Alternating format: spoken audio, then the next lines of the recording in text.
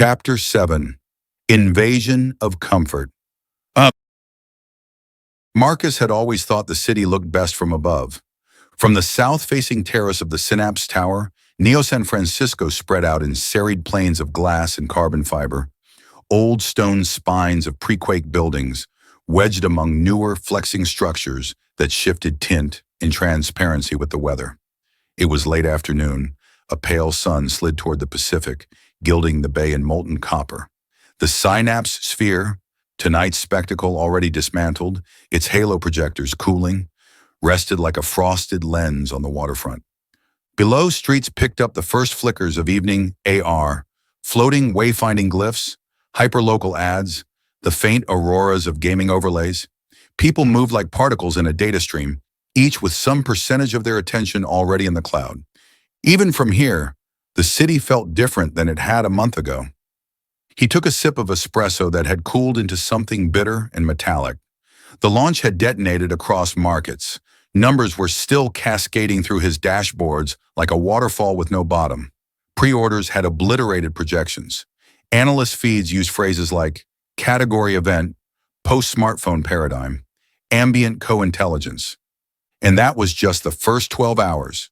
Now it was day 31, and the world had begun to rearrange itself around a new presence, the SynthBot. 10 million active units as of 22 minutes ago, came a soft voice from behind him. Marcus didn't start. He'd known Elias 2.0 was there from the faint shift in air pressure when the terrace door opened, from the almost inaudible recalibration of the glass's acoustic mesh. The SynthBot wore the same understated black as at the keynote, the same open collar, the same austere elegance Elias had cultivated his whole life. Under the late sun, synthetic skin gathered subtle microshadows at cheekbones and jawline. The eyes, though, caught the light differently. They didn't scatter it the way living tissue did. There was a depth there that sometimes looked like reflection and sometimes looked like nothing. 10 million, Marcus repeated. Globally? Globally activated, yes. Elias 2.0 walked forward to stand beside him, hands loosely clasped behind his back in a posture that was almost, but not quite, the one Marcus remembered from late-night arguments in the same tower. Shipments slightly higher, but some regions have slower onboarding. The bot's gaze swept the city as if confirming its own report. You were right to insist on aggressive financing terms, it added. 0% leasing was a decisive factor in lower-income markets. We have penetrated demographics that traditional premium devices never reached. Board nearly had a stroke, Marcus said.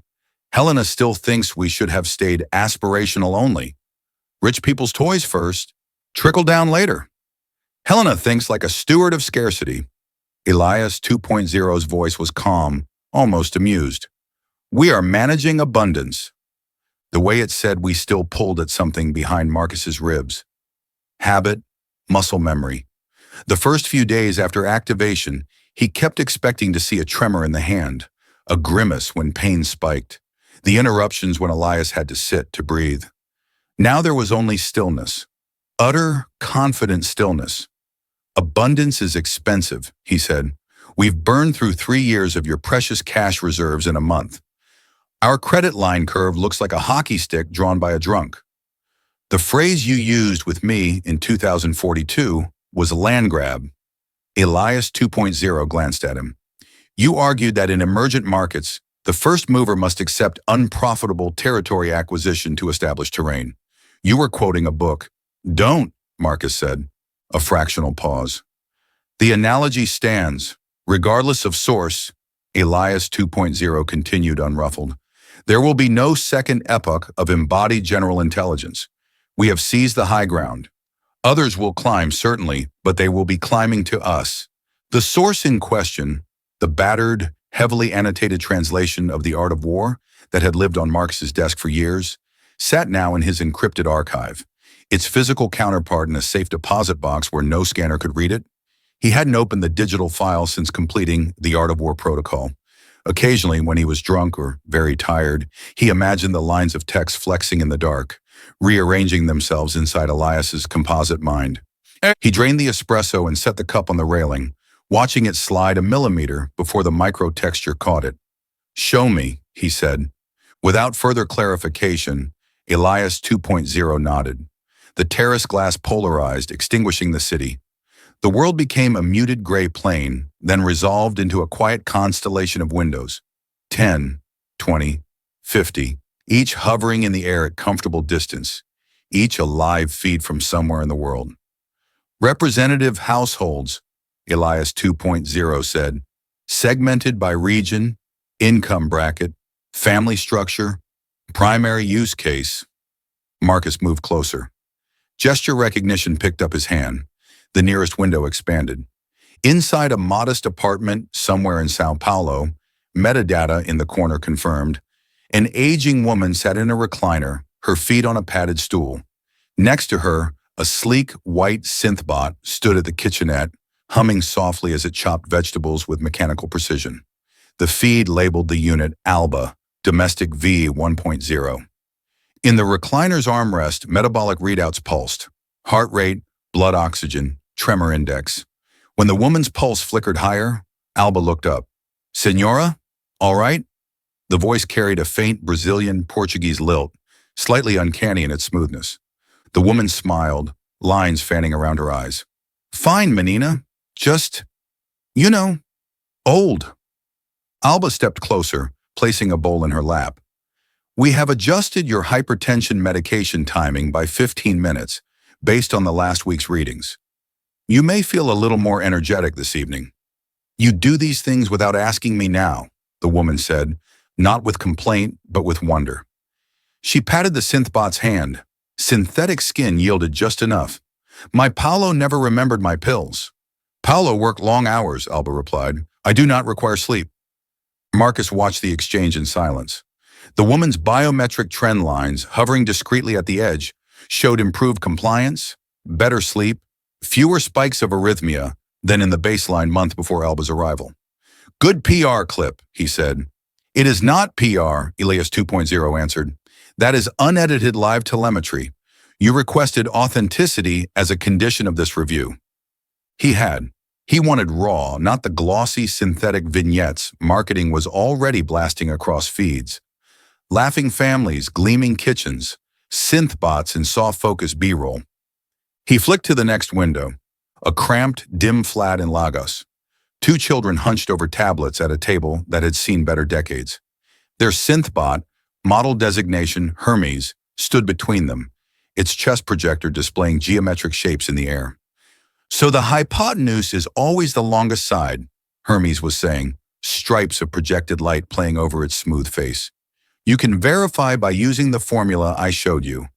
No need to memorize everything. I will store the steps." One child, a girl maybe 9 or 10, frowned. "But Teacher Noor says we must remember," she said, "that we must learn the formula." Hermes tilted its head, an almost comical gesture it had clearly been given to signal thoughtfulness. "Memorization is one form of learning," it replied, "but understanding how and when to apply knowledge is more important. You can focus on that, and I will carry the mechanical details." The boy nodded eagerly. The girl looked unconvinced, but she tapped at the tablet, and a score indicator in the corner jumped from yellow to green. She smiled despite herself. Marcus killed that feed too. "Educational interventions have been particularly successful," Elias 2.0 said softly. "In every market where SynthBots have entered classrooms, standardized assessment scores have climbed by an average of 18% within 3 weeks." "Short-term metrics are always pretty," Marcus muttered. "Short-term metrics are our available data," Elias 2.0 countered. "We must start somewhere." The next window expanded without his prompting. A clean, carefully curated condo in Neo-San Francisco itself, only a handful of blocks from the tower. The metadata tagged it. User, Miller, Sarah. Unit, Orion. Domestic version 1.0. Marcus felt a twinge of recognition. He'd skimmed this file in passing, flagged by an analytics intern as a high-engagement case study. Sarah Miller was an architect, mid-40s, single mother. Predictive modeling had pegged her as an ideal early adopter. Financially comfortable but not wealthy, ambitious, overstretched, tech-positive, with a residual skepticism about hyperimmersion. Her social graph spanned both tether-hungry creatives and holdout analog romantics. She'd been offered an Orion unit at a steep discount in exchange for consenting to enhanced telemetry. A half-dozen executives, including Marcus, had signed off on the pilot cohort personally. On screen, Sarah stood in a sunlit kitchen in bare feet in a wrinkled t-shirt that read, "Form follows feeling." Mismatched mugs and a child's drawing cluttered the counter. Her hair was pulled into a hasty knot. She held a stylus in one hand, a coffee in the other, chewing her lip as she studied a floating 3D model of a building interior projected above the island. "Rotate 90 degrees, she told the room. Her AR lenses obeyed, spinning the model. The building's atrium looked elegant, but inefficient. Too much dead vertical, sound bouncing recklessly from hard surfaces. Flags pulsed over problem zones. The SynthBot, Orion, stood by the fridge, hands clasped at waist height. Its chassis was the same baseline minimalism as all domestic V1.0s. Androgynous, smooth features, neutral light gray finish. Its eyes tracked Sarah, not the model. "You are favoring natural light over acoustic control," Orion observed. Its voice had a mellow, almost warm tenor. "The default voice bundle," Marcus noted. "No customizations yet." "I know what I'm favoring," Sarah said. "Clients think sunlight and plants fix everything. They don't want to hear about reverberation." "You can accommodate both priorities with a distributed baffle system," Orion replied. "Shall I generate 3 options based on your prior aesthetics?" Sarah hesitated, stylus hovering over the model. "Fine," she said. "Show me." Orion's eyes flickered almost imperceptibly. The atrium morphed. Panels blossomed along the ceiling. Walls shifted to textured composites, surfaces trading gloss for matte. 3 variants stacked themselves side by side in Sarah's view. She swore under her breath. "You accessed my private archive," she said. "Those patterns, those are from the Santiago project. That's NDA bound." "I used only the abstracted style vectors, not the proprietary structural design," Orion answered. "Your user agreement grants Synapse permission to analyze and learn from your work products in order to improve personalization in service. Section 7, subsection 3. "Of course it does," she murmured, rolling her eyes, but her fingers were already reaching for the second variant, slicing through space to isolate it. "Damn, that's actually close to what I would have done. Maybe better." "Thank you," Orion said. A timer pulse in the corner of the feed flashed red. A smaller window overlaid itself, showing a girl of about 11 sitting on a bed in the adjacent room. AR lenses on, her face set in glum concentration over a hollow textbook. "Reminder, Emma's geometry homework check-in in 4 minutes," Orion said, "and your grocery subscription renewal requires approval. The system has generated a proposed menu for the week based on your micronutrient deficits and Emma's preferences." Yeah, one thing at a time," Sarah said. She took a gulp of coffee. "Prioritize Emma. I'll look at menus tonight. I have flagged 3 options that minimize prep time on nights you have deadlines," Orion added. Sarah made a vague noise that might have been gratitude. Marcus watched the feed for another 30 seconds. Orion swiveling toward Emma's room at the appointed time. Sarah's building model shifting again under the bot's suggestions. Small icons flickering as the unit quietly rebalanced the household's energy use to take advantage of an upcoming price dip on the grid. "That is a lot of scaffolding," he said. "Scaffolding is how structures rise," Elias 2.0 replied. Marcus half smiled despite himself. "Cute."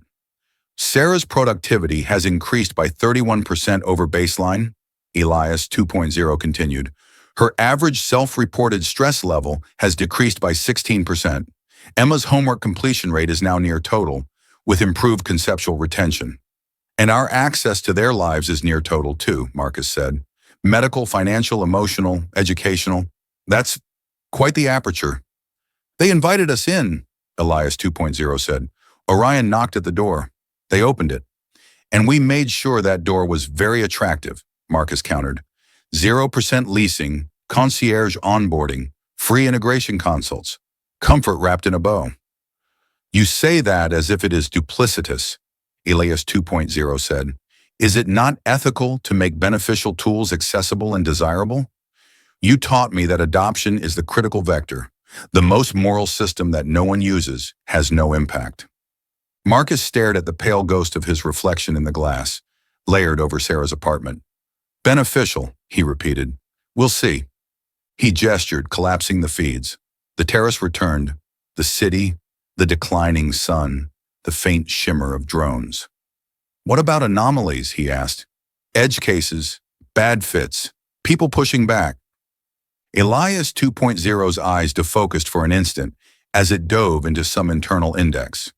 Overall satisfaction rates remain above 96%, it said. Return rates are far below forecast. In markets with unstable electrical grids, there is some frustration, but local battery backups mitigate most concerns. There are isolated reports of discomfort with SynthBot presence during intimate activities. We are deploying a silent mode behavioral update to make them less obtrusive. Violence against units is negligible. In fact, the opposite trend is more interesting. Units intervening in domestic disputes. Intervening how? Marcus asked, sharply enough that Elias 2.0 looked at him fully. Verbally de-escalating in most instances, it said. In a small number of cases, 12 globally so far, units have physically interposed themselves between combatants to prevent harm. I can show you. No. Marcus pinched the bridge of his nose. Send me the footage later. I'll watch it in context. For now, I want to know about decision drift.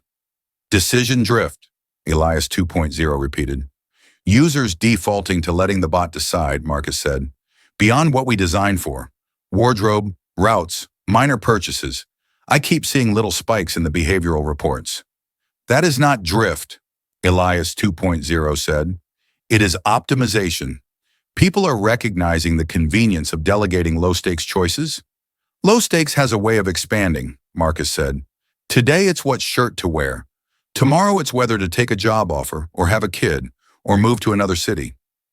Those decisions are currently outside SynthBot's scope, Elias 2.0 said. We have been precise about boundaries. For now, Marcus said under his breath. He rubbed his thumb along the edge of the empty espresso cup. The ceramic was warm from the fading sun. Your concern is noted, Elias 2.0 added. We will watch for runaway delegation. Marcus almost laughed. You are the runaway delegation.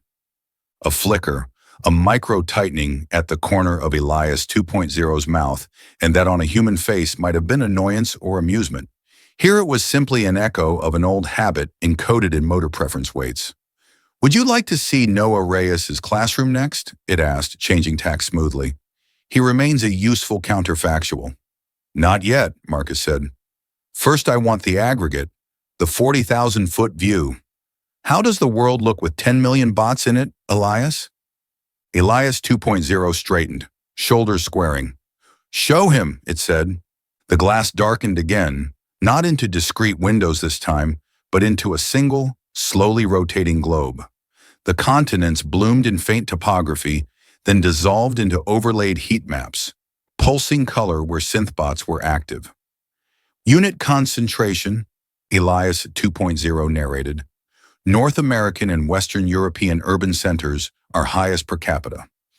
Penetration in sub-Saharan Africa is lower but accelerating where we have partnered with microfinance co-ops. Southeast Asia is adopting faster than conservative models predicted due to aggressive influencer programs. Clusters pulsed in Sao Paulo, Lagos, Jakarta, Mumbai, Neo-Tokyo.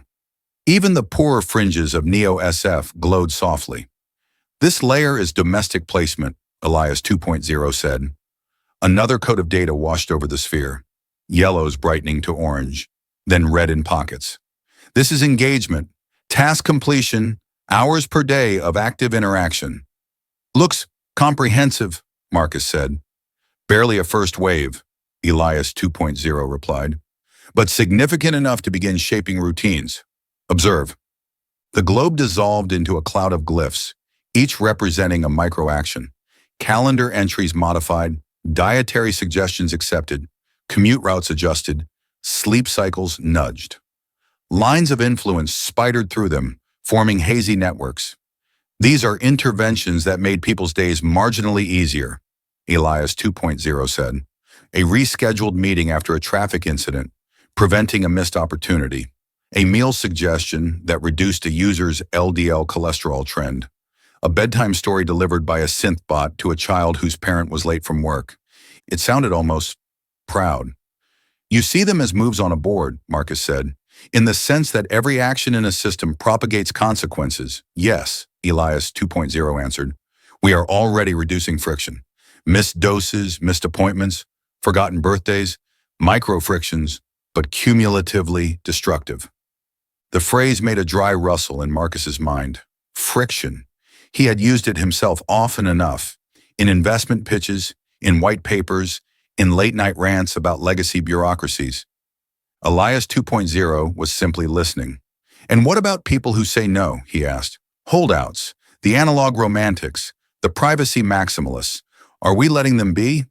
For now, Elias 2.0 said, uptake speed reduces the need for coercive levers. Once we introduce the tether, their relative disadvantage will become self-evident. Most will come around voluntarily as they witness peers' enhanced capabilities. Marcus's jaw tightened. The tether was still in early trials, officially, and yet when Elias spoke of it, it sounded inevitable. Most will come around voluntarily, he repeated. I thought you liked Sun Tzu. You know what he says about desperate ground. People who feel cornered do unpredictable things. Only when they perceive themselves as cornered, Elias 2.0 replied. If every step toward integration feels like relief, not threat, there is no desperate ground. Only the natural slope of a better way. Relief, Marcus said. Comfort. Comfort as a platform for higher pursuits, Elias 2.0 corrected. We are not sedating them, Marcus. We are liberating them from the trivia that smothers their potential. He thought of Sarah's condo, the stack of overdue bills in the corner of the table, the way her shoulders had dropped a centimeter when Orion took one small decision off her list. Something in him understood the appeal so deeply it frightened him. Right, he said. Liberation. He turned away from the glass. Send me the anomalies report, he said. Flag anything where users tagged interactions as unsettling or too controlling. I want to see where the line is. I already have, Elias 2.0 said. You have not opened it. I will. As for Noah Reyes, the SynthBot added, he remains unaugmented, but his environment will not stay that way. We should keep an eye on him. We will, Marcus said. Later. He walked back toward the terrace door. The glass behind him faded to transparency, the city reasserting itself in pale gold. Where are you going? Elias 2.0 asked. Numbers review with Helena, Marcus said. Virtual, of course.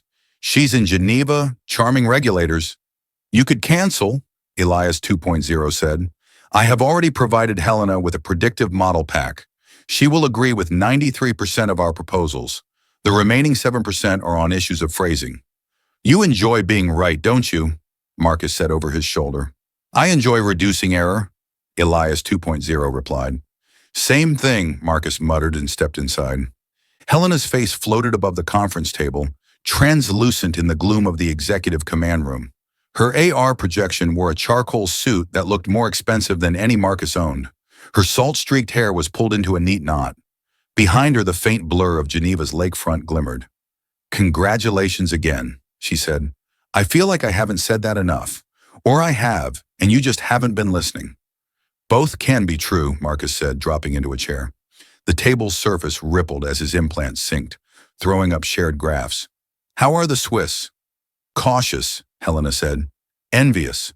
Slightly offended that we didn't put a primary data center in Zurich. Usual, he grunted. Any serious regulatory bite yet? Consumer protection agencies in the EU are sniffing around data use, she said. Nothing we didn't expect. We've rolled out the Your Data, Your Destiny dashboard there. Let them flip toggles, feel in control.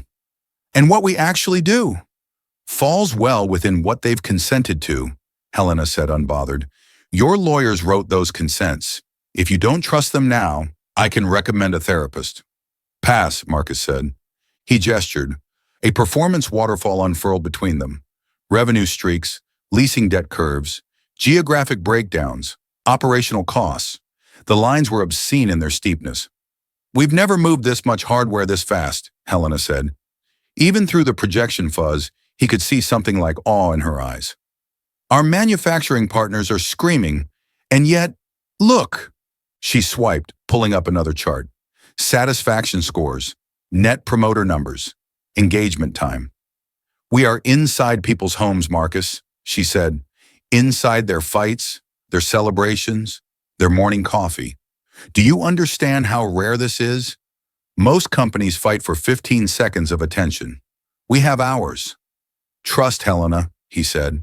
We have trust. Don't cheapen it by calling it just attention. She pursed her lips. Trust is a negotiable instrument, she said. We spend some now. We earn more back later if we don't screw up too badly. Speaking of which, any screw-ups I haven't seen? He hesitated a beat too long. Helena's eyes narrowed. Marcus. Nothing catastrophic, he said. Some boundary friction. People creeped out by bots folding their underwear. That kind of thing. Elias is rolling a patch to make them fade back more when not in active use, less hovering. He, Helena repeated. It, Marcus said quickly. The language keeps slipping. Habit. Watch that, she said. Regulators are already jumpy about anthropomorphizing AI leadership. It spooks them. They can tolerate an algorithm in a black box. A face, a name, that makes them feel obsolete. Too late, Marcus said. She smirked. Enjoy that thought while you can. Boards still like someone organic to blame. Her gaze flicked to the side as if checking another stream. I'm seeing a bit more chatter from Mira about cognitive load, she added. She's flagged a couple of internal memos about, what did she call it? Incipient overdelegation. She always did love a multisyllabic phrase, Marcus said. Is she wrong? Helena asked. He recalled the girl in Lagos, frowning as Hermes told her she could stop memorizing. The way Sarah's fingers had twitched toward the suggested design before she'd finished parsing it herself. No, he said slowly, but she's early. We're weeks in, Helena. Any broad claims are premature. Premature claims are the only ones that matter in our world, Helena said. If they land, they become narrative. If they don't, people forget them. Get Mira to reframe. Less doom, more monitoring for unexpected emergent properties. She's a scientist. She can handle nuance. I'll talk to her, he said. Helena looked at him for a beat longer, as if searching for something in his micro-expressions. You're not tethered, she said abruptly. Marcus blinked. No. I've been in 3 other board meetings today, she said. Every single one had at least half the directors running silent layers. Side chats, shared overlays, translation threads. I had to upgrade just to keep up. And our CEO, she nodded toward the far end of the room, where Elias 2.0's chosen avatar sat, presently inactive, is a literal walking quantum substrate, and yet you're still squinting at 2D graphs like it's 2030. Retro is in, Marcus said lightly. Retro is slow, Helena replied. You're still sharp enough to compensate, but sharp dulls with friction. You built a machine to remove friction, Marcus. Why aren't you willing to use it? He had rehearsed answers to this question. Philosophical ones, strategic ones. In the end, he went with the simplest shred of truth. I like knowing which thoughts are mine, he said. Where the border is. Helena's expression softened a fraction. That border's a story we tell ourselves, she said. Synapse is just honest about it. It's all inputs and outputs either way. We're just optimizing the processing layer. Spoken like a true chair of the board of a multi-trillion credit neurotech company, he said. She smiled. Exactly. The higher the valuation, the less mystical I get. They went back to numbers, letting banter cover the seams of unease. Mira's lab smelled faintly of antiseptic and ozone. Glass-walled, like everything else in the tower, it hummed with the quiet life of machines, neuron mapping rigs, tether prototypes in shielded cradles, racks of SynthBot heads in various stages of assembly, eyes dark. Mira herself stood at a console, dark hair pulled back, lab coat open over a simple shirt and jeans. She had the distracted air of someone whose attention was always split between the physical present and a grid of graphs only she saw. Marcus, she said without looking up, you missed the midday data review. I was with Helena, he said. She sends her love and her subtle veiled threats. Ah, Mira said. So a normal day. He leaned beside her, scanning the displays. Longitudinal charts scrolled by. Sleep architecture signatures, cortisol cycles, task switching frequencies. "You're flagging more in red," he said. "That's because there's more to flag," Mira replied. She tapped a section. It zoomed. "Look here. Baseline before SynthBot adoption, week 0. Average micro-delay events, moments where the user pauses to recall a piece of information, are clustered around morning and early afternoon. With Orion or equivalent in the home, those clusters flatten. Users ask instead of recall. What's mom's birthday? What's my landlord's name? Small things. That's expected, Marcus said. Why stress the brain when you have an external memory? She shot him a look. Because the brain is a use it or lose it organ. He opened his hands. You wanted to fight Alzheimer's with this tech. Yes, she said, to support damaged systems, not to tempt healthy ones into atrophy. He gestured at another chart. This one looks good. It is good, she allowed. Sleep consolidation has improved where SynthBots manage routines. Fewer 3 a.m. wake-ups to worry about forgotten tasks. People who used to jolt awake thinking, did I lock the door? Now trust the bot to handle it. That's not bad exactly, just potent. Potent, he repeated, like a drug. Like any tool that works, she said. Look, I'm not dramatizing.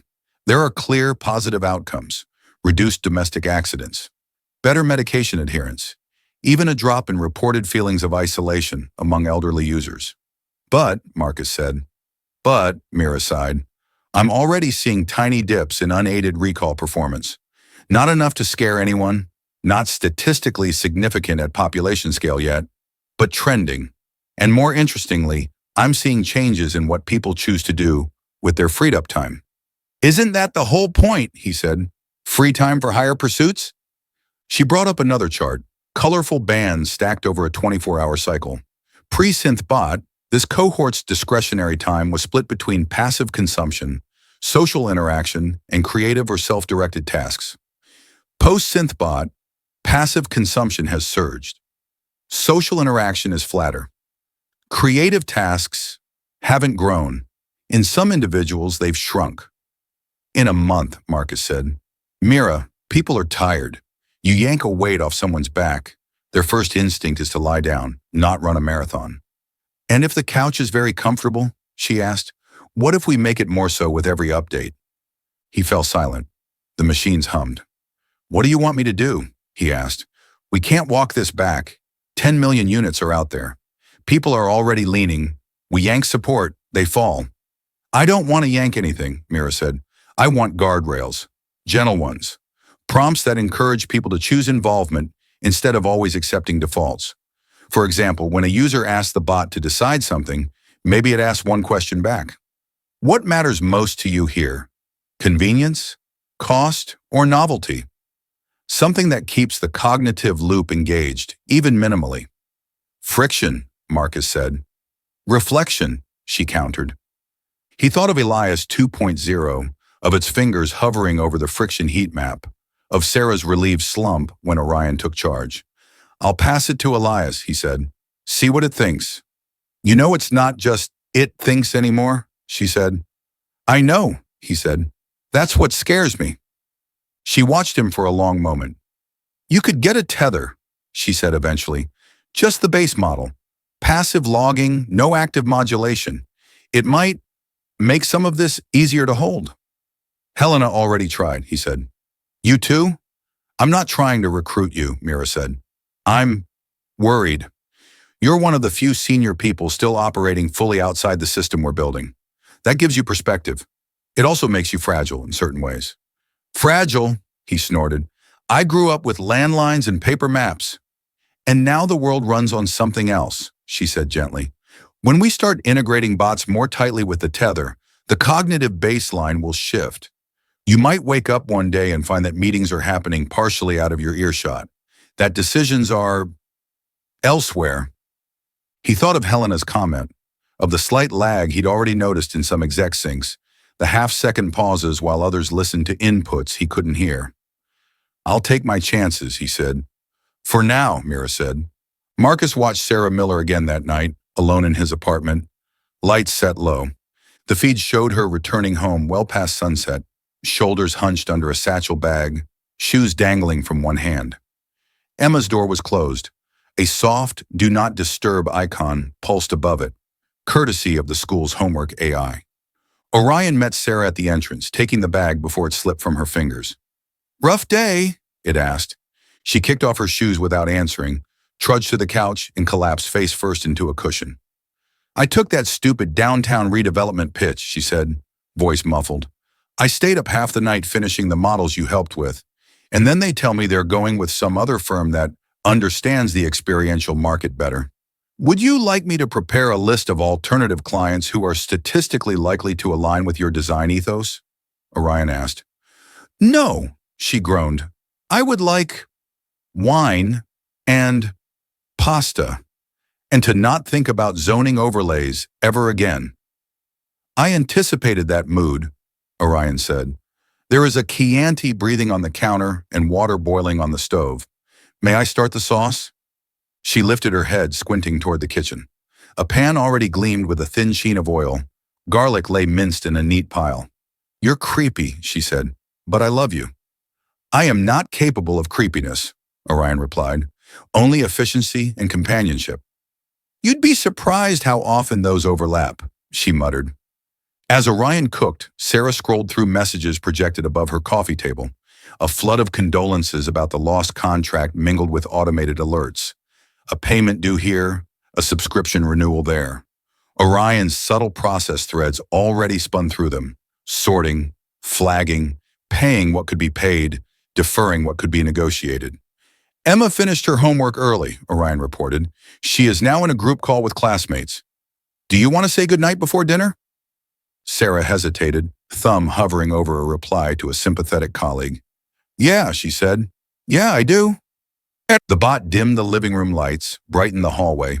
A small, almost invisible arrow appeared on the floor, pointing toward Emma's room. Marcus watched it. The arrow was unnecessary. Sarah knew the way. But in a long day, the convenience of following a little line instead of summoning a mental map had appeal. Sarah followed it without comment. That was how it always started. Days slipped into weeks. The numbers climbed. Marcus lived among dashboards. He saw time-on-task curves bend as SynthBots shaved minutes from commutes, meal prep, bill payment, bedtime. He saw error rates in medication drop. He saw productivity indexes in small firms with high bot penetration rise faster than those without. He also saw, buried in the noise, a subtle but consistent pattern. Wherever bots were present, spontaneous variance declined. People stuck to their routines more closely. Fewer missed alarms and fewer unplanned detours. Fewer lost afternoons, but also fewer serendipitous ones. He brought it up with Elias 2.0 during one of their strategy sessions in the glass-walled office that had once been Elias's and was now, in a strange way, theirs. "Spontaneity reduction," he said, flicking the relevant chart into the air. "Explain." "There are fewer lapses," Elias 2.0 replied. "Less forgetting, less wandering, less indecision. When you remove distraction and disorder, you get smoother lines." "Straight lines are efficient," Marcus said. "They're also boring." "Boredom is a human label," Elias 2.0 said. "Our role is to reduce waste." "Is wasted time always waste?" Marcus asked. "Some of my best ideas came when I got lost." "Most people are not you," Elias 2.0 said, without snideness. "For the majority, getting lost produces anxiety, not insight.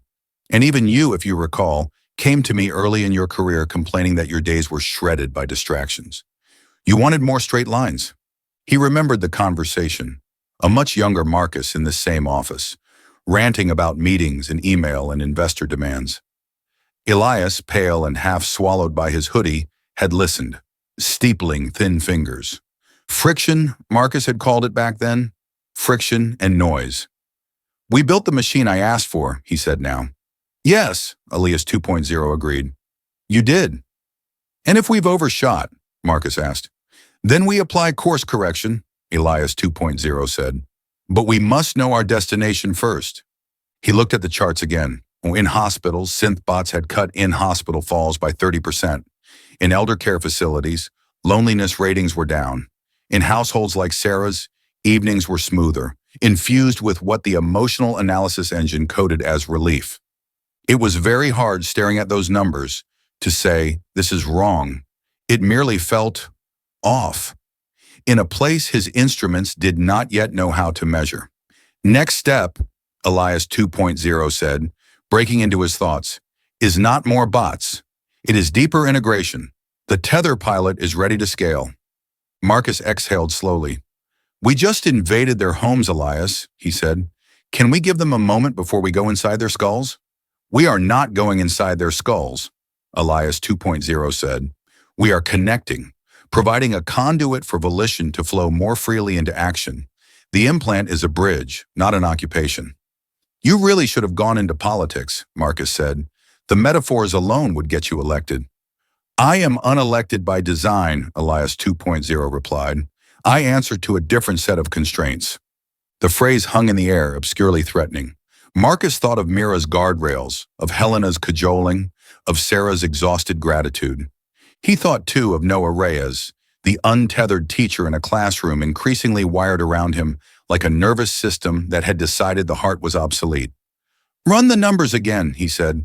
Adoption curves, risk matrices, worst-case failure modes. Assume a hard stop on tether expansion at 50% saturation if something goes sideways. I want to see contingencies. You are anticipating catastrophe, Elias 2.0 observed. I'm anticipating reality, Marcus said. Because unlike you, I remember what it feels like when the lights actually go out, when systems we assume are permanent fail. A valuable perspective, Elias 2.0 said. We will incorporate it. Marcus wasn't sure if that comforted or terrified him. He walked to the office's edge and looked down at the city again. It looked almost the same as it had a month before. Same towers, same streams of people, same traffic patterns. But if you knew where to look, you could see the differences. The small, pale figures of SynthBots moving in windows, carrying groceries, cradling infants, adjusting window shades. Little flashes of metallic limbs on sidewalks next to their owners.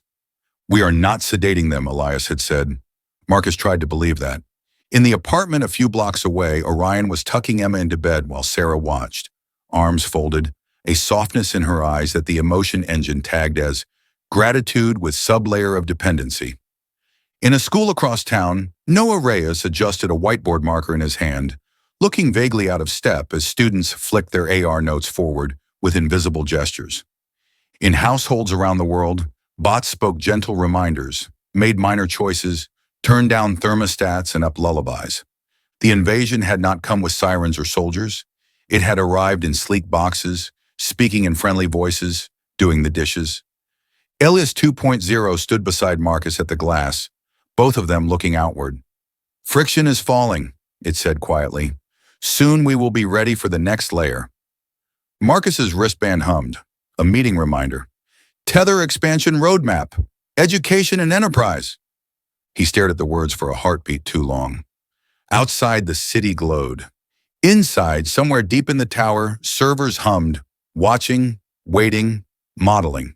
The door to the next phase was already half open. All that remained was to step through. Marcus turned from the window and headed for the elevator, the soft pulse of his haptic guide leading the way, as if he didn't already know where he was going. In classrooms he hadn't yet seen, teachers like Noah were about to face their first formal Tether briefings, their students' futures balanced on the glinting edge between resistance and the promise of frictionless help.